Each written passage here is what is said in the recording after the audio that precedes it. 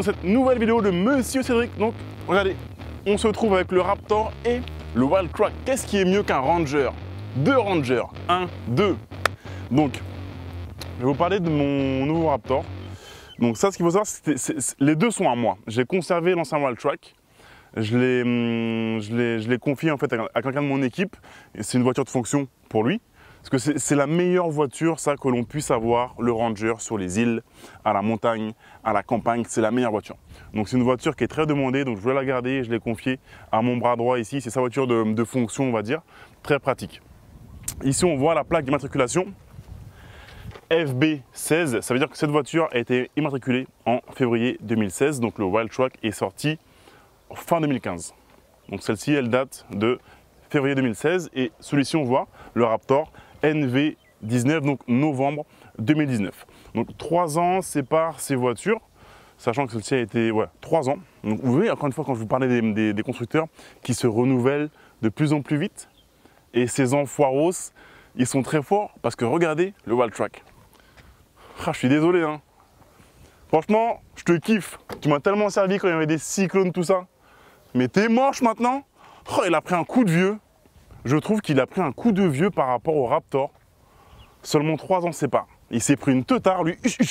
Regardez-moi là. Lui, il a fait McDo, lui, il a fait du bodybuilding. Regardez, c'est dingue. 3 ans seulement. Donc, je vais vous parler vraiment en détail de la voiture. J'ai pris des notes parce que du coup, il y a deux moteurs. Deux voitures qui sont pareilles mais différentes. Donc déjà, le premier truc, c'est que moi, j'adore les gros moteurs au jus de dinosaure. Donc la version du grand frère américain du Raptor, le F150, il y a plusieurs versions. Mais une des versions, c'est le V6 450 chevaux qui fait le 0 à 100 en 5 secondes 1. Ah putain, j'aurais aimé l'avoir celui-là. Mais malheureusement, nous, on ne l'a pas ici à Maurice et on ne l'a pas non plus en Europe. Nous, ici à Maurice, on a la version en fait européenne, malheureusement. Et donc, c'est le Ranger Europe. Et donc, sur l'ancien modèle, ici, c'était... Là, on a deux diesels. Hein. Là, on avait un 5 cylindres. C'est assez drôle. Mais c'est une bonne architecture, 5 cylindres. Parce que c'est assez puissant et coupleux, mais plus léger qu'un 6 ou un 8. Ce que fait beaucoup, du coup, Audi aussi. Donc, on a un 3,2 litres, 5 cylindres, diesel, 6 rapports. Ça, c'était ce qu'il y avait sur le Wildtrak. Sur le nouveau Raptor, donc le petit frère européen, celui-ci, eh bien, on a descendu d'un cylindre. On a maintenant un 5 cylindres et on a un 4 cylindres, 2 litres turbo. Donc, on a baissé en cylindrée sur celui-ci. Mais il est plus puissant puisque j'ai pris des notes, légèrement plus puissant. Hein, ouf, c'est pas des bêtes de course, les deux. Par contre, celui-ci, il franchit mieux. Il franchit beaucoup mieux, on va en parler dans un instant. Donc ici, on a 200 chevaux tout rond. Donc c'est vraiment pas une bête de course. 200 chevaux, par contre, 470 Nm de couple avec les 4 roues motrices, notamment quand tu te mets en mode L, où tu peux tracter fort. C'est fait pour tracter. Et c'est pour passer partout. Là, vous voyez, on est dans leur environnement, champ de canne à sucre. Moi, j'adore la canne à sucre. Hein. Tous les frères des Antilles connaissent. Hein. Donc moi, dès qu'il pleut, je suis là, je suis en mode yes, merci, il pleut du rhum. Bientôt, ça va se transformer en rhum. Donc même si le rhum de Maurice est vraiment pas bon par rapport au rhum des Antilles, Guadeloupe, Martinique, Barbade et compagnie. Mais voilà, vous voyez, ici, il est fait vraiment pour franchir. Et aussi le poulet boucané, là, tous mes cousins des Antilles, le poulet boucané avec la canne à sucre, aïe aïe aïe. Moi, j'adore cet endroit. Champ de canne à sucre, là, je suis refait. Et ici, on a donc un 2 litres biturbo, on a 213 chevaux contre 200 chevaux ici, donc c'est rien, 13 chevaux de plus. Par contre, on passe à 500 Nm de couple, donc ça tire beaucoup aussi. C'est fait pour tracter, on se met en mode 4L, je vais vous montrer après les modes de conduite dans la voiture.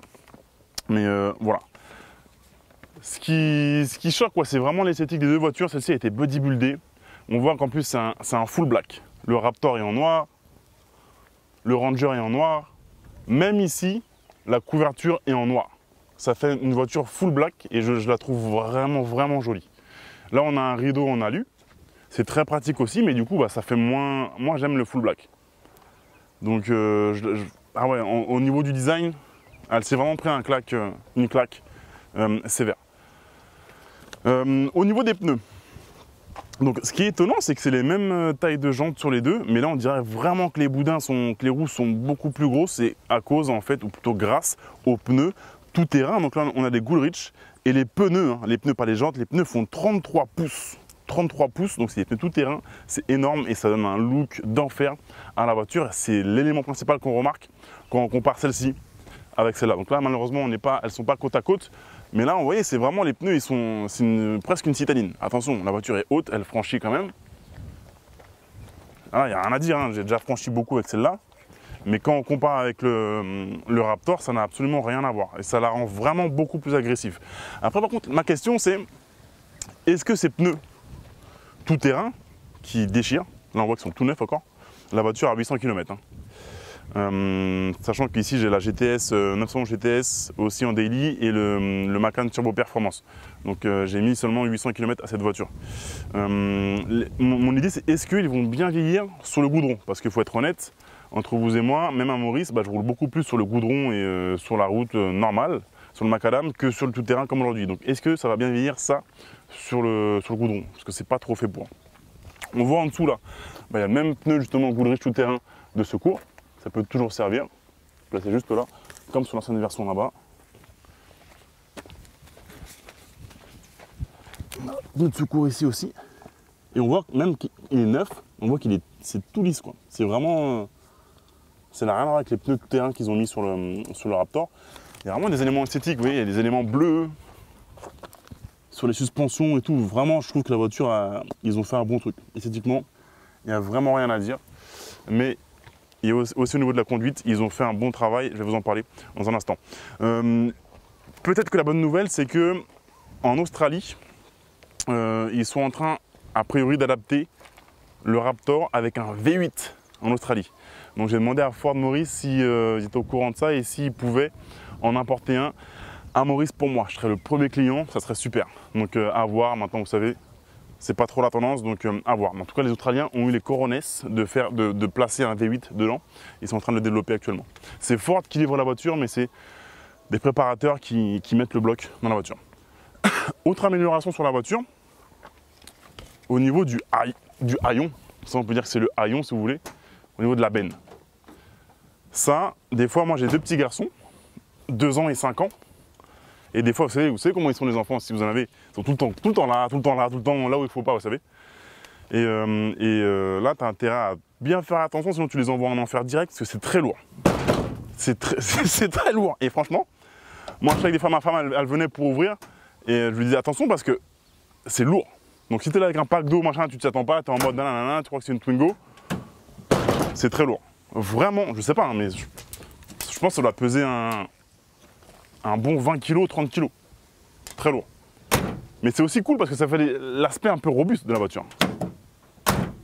On dirait que c'est la Gestapo qui arrive quoi. Tu mets les haters là-dedans et après, bim, tu fermes. Celui-ci, grâce à un nouveau design, le haillon de la benne, tout léger. Beaucoup plus léger. Plus léger. Donc ça fait aussi un peu moins solide, on a l'impression.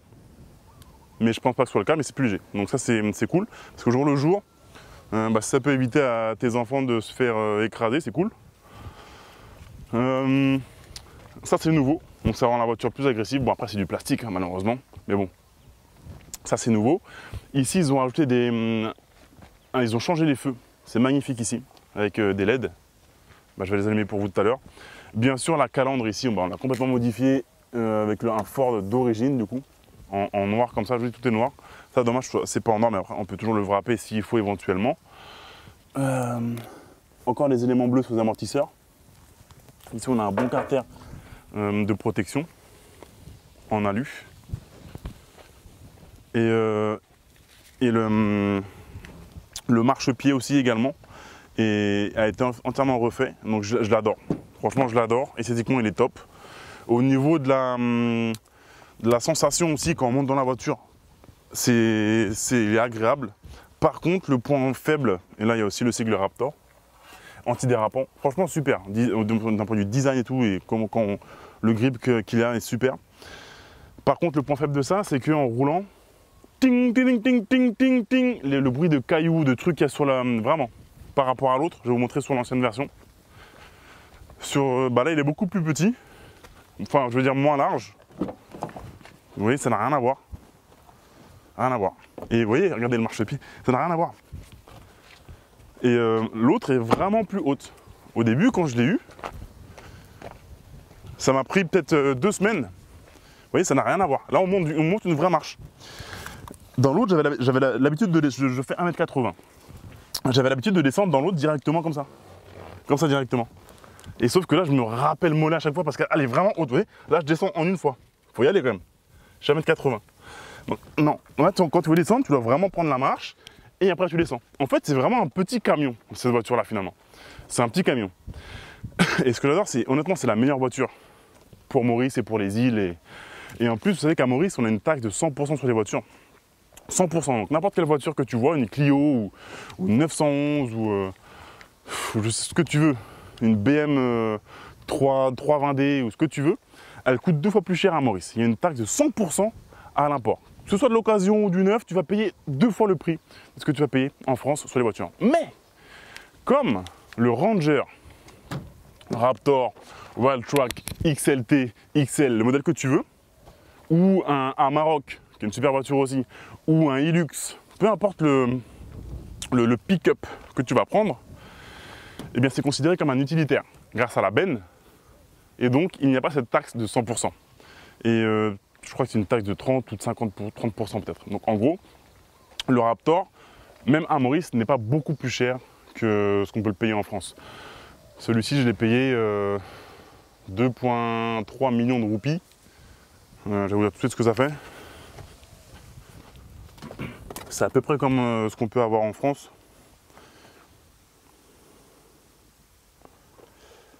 En fait, on a 1 euro, c'est 40 roupies. Donc 2,3 millions de roupies divisé par 40, ça fait 57 000 euros. Donc c'est un peu plus cher que ce qu'on aura en France. Mais 57 000 euros, pour ça, ça n'a rien à voir avec... normalement, si on avait eu 100% de taxes, on aurait payé la voiture 80 000 euros ou plus. Donc voilà, ça n'a rien à voir. Au niveau... Vous voyez, les fenêtres sont teintées en noir d'origine par rapport à l'autre et ça rend la voiture beaucoup plus agressive, beaucoup plus sexy. Donc encore une fois, moi j'ai 2 garçons, donc il y a les 2 sièges bébés à l'arrière. Un maxi cosy et un siège plus bébé, on va dire. Et vous voyez qu'il n'y a pas beaucoup de place en fait dans cette voiture-là. On croit que c'est parce que c'est massif. Ça, c'est pas une voiture pour la ville. Hein. Tu as ça à Paris ou à Bordeaux. C'est pas le plus pratique, mais on voit que c'est massif. Mais pourtant, dedans, l'habitacle n'est pas si grand que ça finalement. Vous voyez, j'ai mes 2 petits. Il y a Ludo. Faites un like pour Ludo et Sabi pour vous. Faites un like pour Ludo et Sabi pour vous. Ouais. Donc on voit que l'habitacle, enfin on voit que la voiture est massive, mais l'habitacle finalement dedans c'est pas si grand que ça. Il n'y a pas de plage arrière, donc on n'a pas trop de rangement. Ici on met les deux petits enfants à l'arrière et notre chien Ogo. Et honnêtement, on est blindé. Après bon, on a la place dans la benne, on a pris l'avion, on a été à Dubaï dernièrement. On avait mis 5 ou 6 valises à l'arrière, debout, sanglées. Donc ça par contre tu as de la capacité de transport, mais il faut mettre quand même, enfin les affaires vont quand même dépasser. Parce que le problème du haillon, du rideau en alu, c'est que après, ah là il y a une patinette, c'est que bah, du coup après il y a l'enrouleur en fait pour mettre le rideau, et donc du coup, vous voyez, on perd un peu de place avec l'enrouleur. Donc finalement il n'y a pas tant de rangement que ça, puis ça se balance partout. Donc on a du rangement, mais il faut par contre mettre les trucs. Là tu peux mettre 2 frigos debout, pas de problème, il faut les sangler. Mais tu ne pourras pas fermer ton rideau et ta benne. Et ce qu'il faut savoir, c'est que le rideau n'est jamais vraiment étanche. Donc attention, si vous mettez des ordinateurs ou des trucs qui craignent un petit peu, je sais pas, votre sac un petit peu stylé, s'il pleut beaucoup, il sera mouillé. Donc ce n'est pas étanche à 100%. Je vais vous montrer un petit peu maintenant l'intérieur. Donc déjà, sur l'autre, on a une clé simple, normale, et là on a un bouton Start. Donc tiens, tu peux passer de l'autre côté si tu veux, je vais t'ouvrir la porte.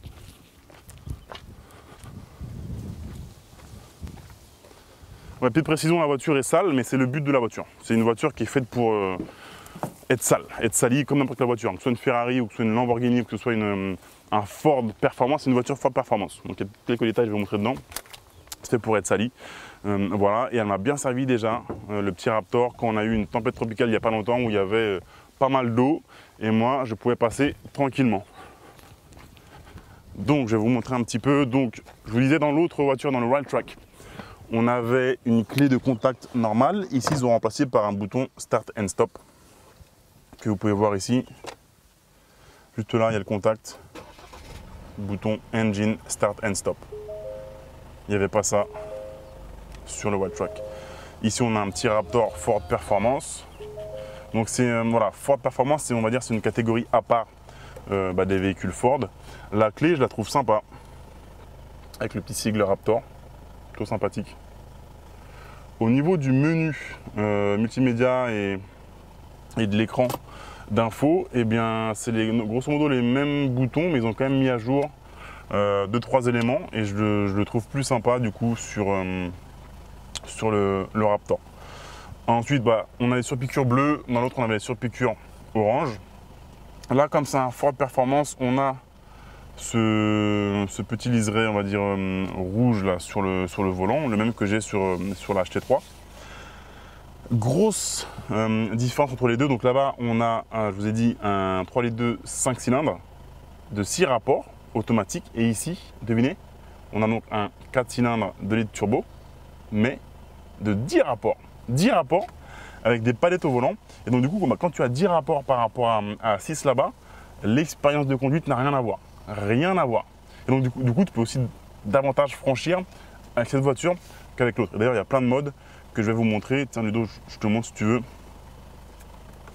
Voilà. Donc là, on a mode terrain mode. On a le mode normal. On a le mode sport. Mais encore une fois, voilà, c'est pas une bête de course, hein, donc voilà. Mais on sent quand même que toute la dynamique de la voiture change quand on passe en mode sport. On a mode neige et gel et qui ne me servira jamais à Maurice, mais c'est aussi le mode du coup qui fait on va dire gravier et grass. Grass c'est herbe, on va dire. Et là ils disent qu'il faut choisir le mode 4H pour engager ce mode. Je vais vous montrer ici. Là on a autre chose, donc il y a non seulement le mode électronique, mais il y a le mode mécanique ici. Là on est en 2H, donc c'est 2 high, 4 high, 4 low. Donc de manière générale, on est en mode 2H, c'est-à-dire qu'on est en 2 roues motrices. Et oui, même si c'est un 4x4 4 roues motrices, la plupart du temps, on est en 2 roues motrices. Et là, on peut rouler super vite, entre guillemets, à 130 km/h ou 150, sans problème. Là, on se met en 4H. Donc là, on peut rouler pareil aussi vite, entre guillemets, à 110, 120, 130, mais on sera en 4 roues motrices. On passe de 2 à 4 roues motrices. Et là, on est en 4L. Eh bien, on est en 4 low. Là, la voiture, on a une sensation vraiment étrange. Donc, tu peux appuyer sur la pédale d'accélérateur, mais elle ne va pas dépasser les 20-30 km/h. On dirait qu'elle n'avance pas, mais elle fait un bruit énorme, genre, mais elle lutte. C'est en fait qu'on est juste en mode 4 roues motrices tracteur. Donc, vraiment, pour enlever tout le couple et vraiment tracter quelque chose de très lourd, type bateau ou même une voiture, ou sortir une voiture d'un endroit. C'est vraiment en mode tracteur pur et c'est vraiment fait pour ça la voiture. Voilà, donc je me remets en 2H et si je vous montre après les autres modes, on a un mode mud sand, je fais ça parce que sinon ça désactive, mud and sand, donc boue et sable. Et là pareil, ils disent qu'il faut engager soit le mode 4L, soit le mode 4H pour passer là-dessus. Ensuite on a le mode Baja et le mode Rock. Donc pareil, le mode Rock, il faut être en 4L pour y aller. Donc vraiment, si vous voulez vraiment franchir, il y a des rochers, ou vraiment passer dans des endroits vraiment chauds, il faut être en 4L et choisir le mode adéquat. Mais c'est vraiment une voiture qui est faite pour franchir et qui franchit. Donc voilà la différence. Encore une fois, on a des sigles Raptor, les palettes au volant et surtout donc du coup le volant qui est différent aussi, plus sportif. La voiture est un peu plus sportive, mais c'est vraiment la boîte de vitesse et ces 10 rapports qui font que le comportement de la voiture est vraiment différent. Et moi je la trouve beaucoup plus légère à conduire au jour le jour, beaucoup plus légère et agréable que l'autre. Donc moi je trouve qu'ils ont fait un bon boulot, Ford pour le coup. Et également les sièges, regardez les sièges qui sont différents. Encore une fois, ils sont plus sportifs que sur le Wildtrak. Donc on a quasiment des sièges baquets. Donc bon, c'est super confortable, encore une fois, c'est pas une sportive. Donc voilà. En tout cas, voilà un petit peu la différence entre ces deux voitures. Encore une fois, elle n'a que 880 km. Donc Le seul problème que j'ai actuellement avec, c'est la benne. Donc le rideau que j'ai rajouté, c'est toujours, bon, ça on le rajoute toujours après. Il est plus ou moins mal fixé, il se ferme mal, donc je dois la renvoyer chez Ford pour qu'ils me remettent ça bien. Et aussi j'ai oublié une différence quand même avec le Wildtrak, bah, vous venez voir. Mais ça je vous l'ai déjà dit, finalement c'est vraiment par rapport à l'esthétique de la voiture. Bah, elle est beaucoup plus large et moi vous savez que je suis un homme à cul, j'aime les culs larges et vous voyez, c'est ce qui fait toute l'esthétique de la voiture, quoi. Beaucoup plus large, beaucoup plus... Regardez, je vais essayer de mesurer un truc pour vous.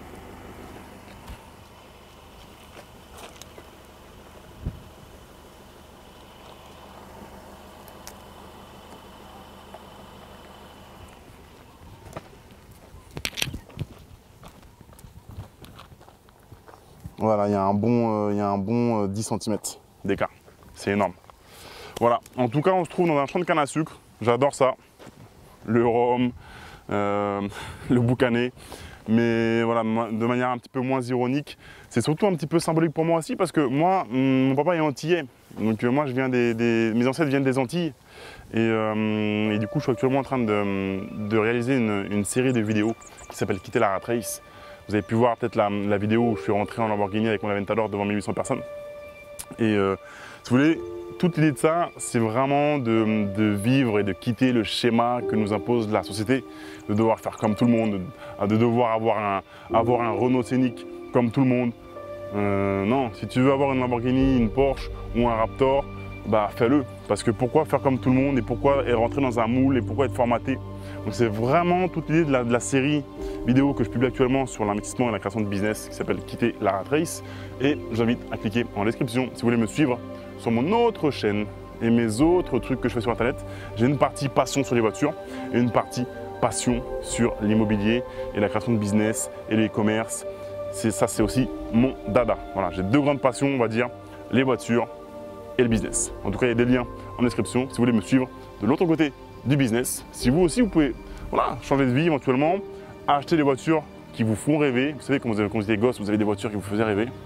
Voilà, cliquez sur le lien ci-dessous et peut-être que si vous travaillez dur, si vous soulevez de la fonte, si vous apprenez beaucoup de choses et que vous passez à l'action, alors peut-être que vous aussi, vous pourrez changer de vie et quitter le fameux système que la société nous impose.